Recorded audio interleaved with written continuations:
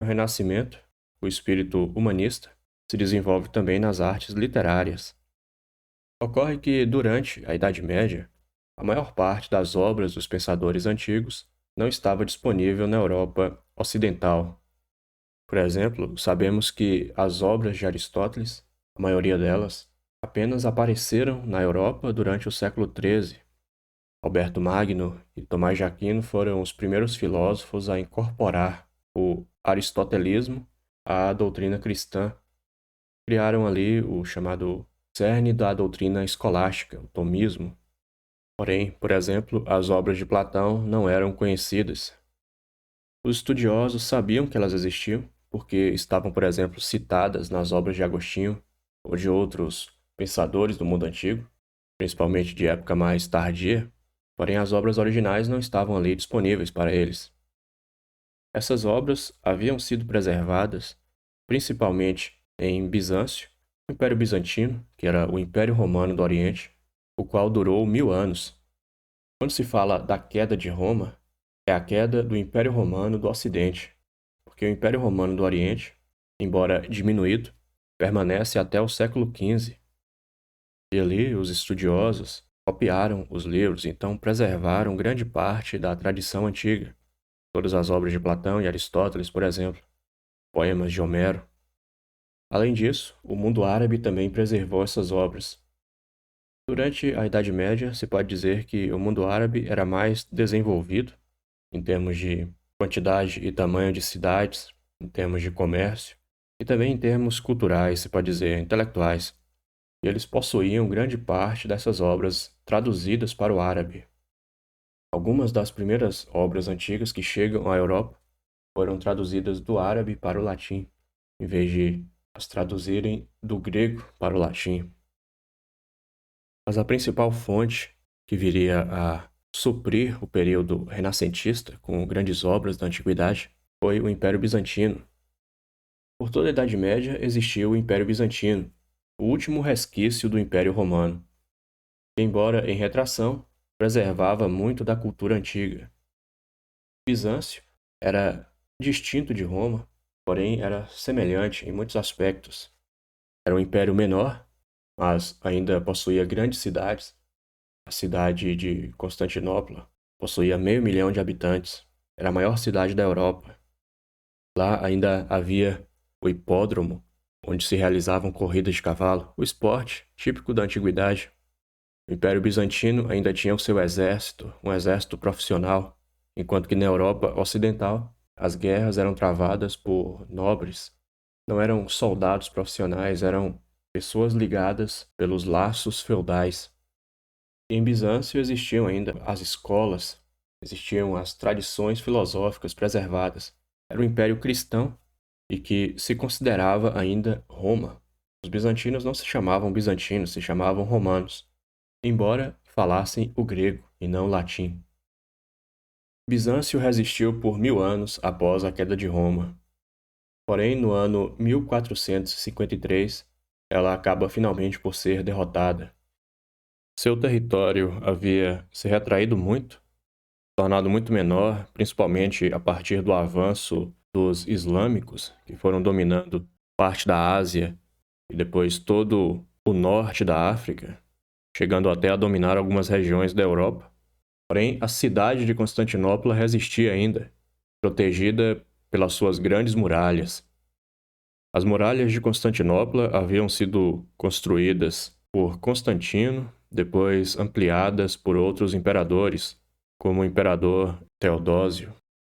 Era uma série de muros, pelo menos 3 grandes muros em sequência, ainda com fossos, com muitas torres. Muralhas tão poderosas que permaneceram de pé por 1000 anos. Em todas as guerras em que a cidade se envolveu, elas nunca foram transpostas. Mesmo na ocasião em que os cruzados saquearam a cidade, eles foram, de certo modo, convidados, devido a um acordo que teria sido feito com um pleiteante do trono de Constantinopla. Em todo caso, essas grandes muralhas viriam abaixo no ano de 1453 e seriam derrubadas por uma invenção que iria caracterizar a Era Moderna, uma construção do mundo antigo, que resistiu por toda a Idade Média, cairia aos pés do despontar da modernidade. Isso foi o que finalmente trouxe abaixo as muralhas, canhões. Os turcos trouxeram imensos canhões de bronze, que tão pesados precisavam de centenas de bois para os arrastar, e disparavam pedras imensas contra as grandes muralhas de Constantinopla. A cidade, embora ainda muito grande, possuía já, então, uma população pequena, devido a uma invasão dos próprios cristãos durante uma das cruzadas, que fez com que boa parte da população da cidade a deixasse.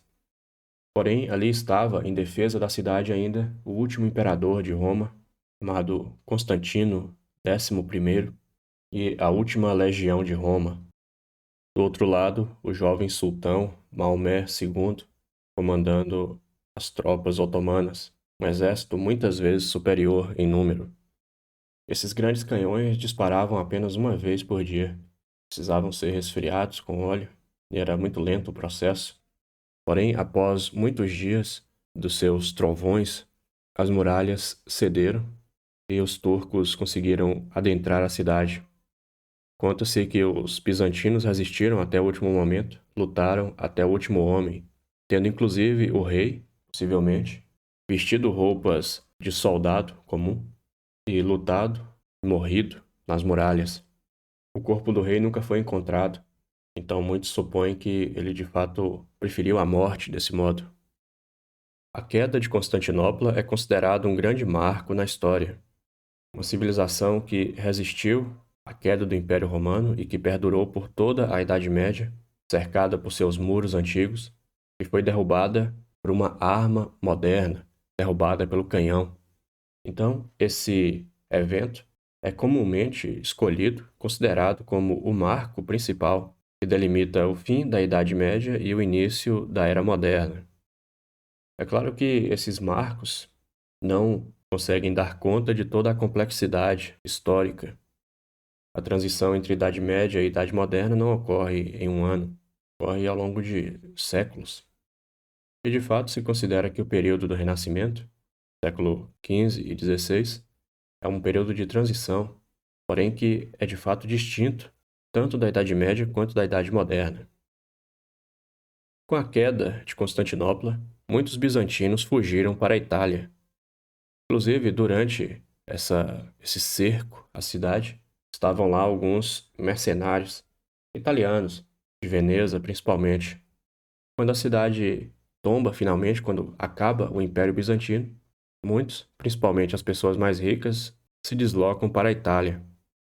E dentre esses estavam muitos estudiosos, que levaram os seus livros e levaram os seus conhecimentos. Através desses exilados bizantinos, um grande número de livros gregos chegaram na Itália, os quais foram traduzidos para o latim e línguas modernas. Latim e italiano, principalmente, de início. Aqui uma pintura que mostra a procissão bizantina chegando. Então, nessa época, houve um grande influxo cultural para a Itália. Toda a longa tradição bizantina que remontava até a Grécia Antiga. Eles ainda falavam grego, eles ainda liam Homero no original.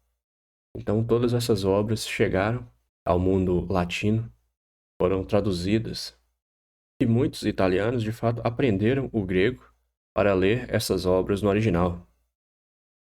No período do Renascimento, por volta de meados do século XV, região da Alemanha, foi inventado por Johannes Gutenberg uma máquina que talvez seja a mais influente de toda a história. Ela certamente compete, por exemplo, com o motor a vapor ou com os primeiros computadores. Foi a imprensa de tipos móveis. Ocorre que antes da existência da imprensa, todo material escrito só podia ser reproduzido copiando-se individualmente. Os livros de Platão e Aristóteles que chegaram até nós foram copiados ao longo de muitos séculos, copiados por monges ou, na antiguidade, às vezes por escravos ou pessoas que trabalhavam com isso. Na China, num período anterior a esse que estamos estudando, já havia sido inventado o papel, que iria facilitar posteriormente a difusão do livro, porque antes se utilizava o pergaminho, que é feito com couro de ovelha ou bode, algum animal tratado, que é algo muito demorado e relativamente caro de produzir. Ou então era feito com papiro egípcio, um pouco mais barato, um pouco mais eficiente em sua produção, mas ainda bastante inferior ao papel. E na China, quando eles inventam papel, eles inventam modos de imprimir no papel. Porém, eles imprimiam fazendo a impressão única. No caso, por exemplo, na China, é o primeiro país a usar moeda em papel. Eles inventam dinheiro de papel. Aí, para imprimir esse dinheiro, eles faziam ali os moldes das notas, das cédulas, em madeira. Então, passava a tinta nessa placa de madeira e imprimia desse modo. Utilizava também para fazer coisas como panfletos, materiais desse tipo. Agora, para produzir um livro, você não pode fabricar cada página desse modo, não é eficiente. O que Gutenberg inventa é um tipo de prensa em que se pode trocar a posição das letras. Aí você vai imprimir, por exemplo, a Bíblia. Começa lá, o Gênesis, capítulo 1. Você forma aqueles espaços, naqueles tipos ali, coloca as letras que formam a página do Gênesis, a primeira página. Então você imprime aquela primeira página. Em vez de imprimir depois a segunda, você imprime, por exemplo, 1000 vezes a primeira página. Depois você troca lá os seus tipos, suas letras, e forma a segunda página do Gênesis. Então, de novo, você imprime 1000 vezes a segunda página. Faz isso com todas as muitas páginas da Bíblia, mais de 1000 páginas. Processo demorado, só que uma vez que você termina, você terá 1000 cópias da Bíblia. Em um tempo em que, se você tivesse feito do modo antigo, copiando manualmente, você talvez teria copiado 2, 3 Bíblias. Então, a imprensa possibilitou a reprodução de livros em larga escala e com um custo muito reduzido em comparação ao que era antes. O período do Renascimento é o primeiro período da história em que a leitura, o hábito da leitura, se difunde, não entre todo o povo, mas pelo menos entre as classes mais altas. Na antiguidade, por exemplo, os livros eles não eram geralmente possuídos por pessoas, a não ser que fosse uma pessoa muito rica e que tivesse uma biblioteca. O comum era que os livros ficassem em certos locais específicos, uma escola de filosofia, numa biblioteca como a de Alexandria, e depois, durante a Idade Média, nos mosteiros e nas igrejas. Isso porque os livros, como eram demorados de se reproduzir, eram muito caros, eram preciosos. E também os livros medievais, especificamente, que já não tinham o formato dos livros da Grécia, que eram pergaminhos enrolados, né? Os livros medievais eram códices, que era você costurar várias páginas de pergaminho. Eram muito grandes e pesados, então não era algo que você transportava facilmente. Com a invenção de Gutenberg, os livros que ele imprime e que os outros irão imprimir também com a sua máquina são muito mais baratos e muito mais fáceis de se divulgar. Então a leitura se amplia largamente. Pela primeira vez em toda a história, os livros se tornaram facilmente disponíveis, o que modificou radicalmente diversos aspectos da cultura ocidental. Como eu disse, por exemplo, na Grécia Antiga, era muito comum que se fizesse leituras públicas de livros. Por exemplo, Heródoto teria lido a sua história em algumas ocasiões. O povo se reunia e escutava o autor ou então um orador contratado por ele ler o livro. Tem até em alguns diálogos de Platão, por exemplo, no Parmênides, Zenão, discípulo de Parmênides, faz a leitura pública e Sócrates está ali como um jovem que escuta. Mas com a imprensa, é possível que o livro seja muito mais difundido, então não é necessário uma leitura pública. Um indivíduo moderadamente rico poderia comprar seus livros. As novas técnicas de produção ajudaram a disseminar o hábito da leitura, principalmente a leitura solitária. Talvez não por acaso, é nesse período, imediatamente após, que surge o romance moderno. Dom Quixote, o primeiro romance moderno, é feito no período final do Renascimento. Os primeiros livros que foram impressos, na verdade, o primeiro livro de todos, foi a Bíblia. Era o mais difundido, era o mais importante para o povo. Porém, depois, outros livros também são feitos em grande número.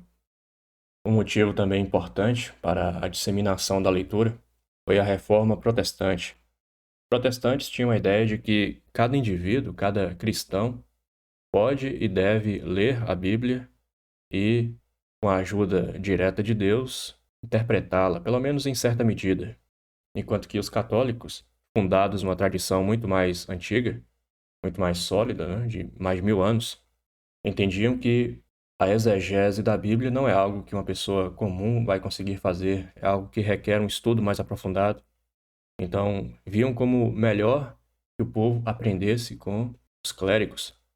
Mas os protestantes consideravam que o povo deveria ler a Bíblia. Inclusive, Martinho Lutero faz a tradução da Bíblia para o alemão. A Bíblia que antes existia em latim, então o povo comum que não estudava, não aprendia latim, não conseguia ler a Bíblia. Depois da tradução de Lutero, várias outras foram feitas para as várias línguas europeias. Então, esses fatores, que são a chegada dos bizantinos na Itália, trazendo o conhecimento da cultura clássica, da cultura greco-romana, e também a disseminação da leitura proporcionada pela invenção da imprensa, resultaram numa redescoberta por parte dos ocidentais de várias obras da antiguidade, obras que foram preservadas, porém eram desconhecidas na Europa ocidental. Por exemplo, quase toda a filosofia do período clássico, do período helenístico, várias obras de literatura antiga e obras também que se pode dizer de ciência antiga. E com a redescoberta dessas obras do período clássico, desenvolve-se o movimento intelectual chamado humanismo. A ideia de que o homem é uma criatura superior e digna de louvor em si mesmo, uma criatura única em todo o universo. O termo humanista, por consequência, humanismo, é antigo. Ele já era utilizado pelo menos desde o século XV. No caso, designava então o professor ou estudioso de gramática, retórica, história, poesia, ou seja, as artes ou os estudos humanos ou as humanidades. Distinguiam-se dos estudos de filosofia natural, por exemplo, a física, a astronomia, e distinguiam-se também de coisas como a lógica, a matemática. São os estudos propriamente humanos, que estudam a produção intelectual humana, a retórica, por exemplo, a poesia. Então, um humanista era um homem como esse aqui, alguém que se dedicava ao estudo dessas áreas do conhecimento. Algo similar ao que se entende hoje como humanas, né? Quando se fala ciências humanas, filosofia, sociologia. Então, no período ali seria gramática, retórica, história, poesia. A filosofia englobava tudo que hoje entendemos por ciência natural, já que a física ou filosofia natural era uma parte da filosofia. Além de expressar-se nas artes plásticas, nas obras dos grandes pintores e escultores, o humanismo renascentista desenvolveu-se nas artes relacionadas às letras e ao discurso. O período do humanismo, o período renascentista, é muito mais conhecido pelas suas grandes obras de arte visual, a arquitetura, a pintura, a escultura. Porém, as artes do discurso, a poesia, a literatura também alcançaram um grande nível de desenvolvimento. Aqui, por exemplo, uma pintura mostrando 6 grandes poetas toscanos. Ao centro e à frente, aquele que é considerado o maior deles, que é Dante Alighieri. Nas universidades, especialmente na Itália, cresceu o interesse pelo estudo das disciplinas diretamente relacionadas ao humano e suas ações, como o direito e a história. As universidades, nós sabemos, são uma invenção medieval. A primeira universidade de todas é a Universidade de Bolonha, que surge no século XI na Itália. E nos séculos XII e XIII surgem outras universidades, boa parte que existe ainda hoje. Por exemplo, a Universidade de Paris, a Universidade de Oxford, tem cerca de 800 anos. Essas primeiras universidades surgiram diretamente ligadas à tradição educacional escolástica, uma educação voltada para a formação do clero. E ali eles estudavam, principalmente, um conteúdo que fora transmitido pela antiguidade tardia. Por exemplo, Boécio, que é considerado o último dos romanos e primeiro dos medievais, o primeiro dos escolásticos, deixou como legado, além de algumas traduções, conhecimento acerca das 7 artes liberais, as 3 artes linguísticas, que são do trivium, gramática, retórica e dialética, e as 4 artes chamadas matemáticas, talvez, do quadrivium, aritmética, geometria, música e astronomia. Música como uma arte matemática por conta, talvez até de uma tradição muito antiga, pitagórica, que já compreendia a música como possível de ser expressa matematicamente. A música seria composta de relações matemáticas. Do mesmo modo, a astronomia também pode ser expressa matematicamente. Então, as 3 artes linguísticas e as 4 artes matemáticas. Além disso, nas universidades medievais se estudava também a teologia, a tida em mais alta conta entre as disciplinas, e a filosofia. Tomás de Aquino diz, por exemplo, que a filosofia é serva da teologia. Serva no sentido de auxiliar, já que você estudaria filosofia para melhor compreender a teologia. Filosofia é o conhecimento humano, a teologia é o conhecimento daquilo que foi inspirado diretamente por Deus. Outras 2 disciplinas que surgem, que se desenvolvem, são a medicina e o direito. Então, nesse período imediatamente posterior ao surgimento das universidades, já aqui no século XV, XVI, se desenvolve mais o interesse pelas disciplinas que estão ligadas diretamente ao humano. O direito se desenvolve. Até então se tinha o direito canônico, que era seguido o direito da igreja, e passa-se a ter um maior interesse no chamado direito romano, que era visto como o paradigma das leis, do modo como se deve organizar e reger uma sociedade. Isso levou que vários estudiosos fossem buscar nas obras originais, nas obras da antiguidade, escritas, por exemplo, por Cícero, Sêneca e outros que abordaram a questão do direito. Também se desenvolve, para citar um exemplo, a disciplina da história.